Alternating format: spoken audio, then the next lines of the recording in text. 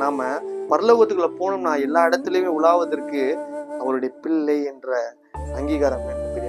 தேவன் உங்களையும் என்னையும் அழைத்ததுக்கான காரணம் என்னன்னா, நாம் அவருக்கு பிள்ளையா இருக்கணும்ன்றதுக்காக. அதனாலதான் அந்த ரோமர் 8:16 நீங்கள் அப்பா பிதாவே என்று அழைக்கும் புத்திர சுவிகாரத்தின் ஆவியை பெற்றிருக்கிறீர்கள் என்று சொன்னார். ஏன்னா அவரை நாம அப்பான்னு கூப்பிடணும். அவர் ஆசைப்படுறதெல்லாம் தகப்பனேன்னு சொல்லி அவரை அழைக்கணும்ன்றதுக்காக. தகப்பன் என்ற வார்த்தையினால் மட்டும் இல்ல, நம்முடைய செயலினாலும். இனிமே நீங்க உங்களோட விஷயத்த உங்களோட வாழ்க்கையில தெரிஞ்சுக்கணும் பிரியமானவர்களே. நம்முடைய வாழ்க்கையில அவரை அப்பான்னு மட்டும் சொல்லக்கூடாது. அவருடைய எண்ணம் என்ன என்பதை அறிந்து கொள்வதற்கு நம்ம ரொம்ப ரொம்ப ரொம்ப முயற்சி பண்ணணும். ஏன்னா அப்பாவுடைய எண்ணம் எப்படியா இருக்கும்னா, தன்னுடைய பிள்ளைக்கு நன்மையை செய்கிறதா தான் இருக்கும்.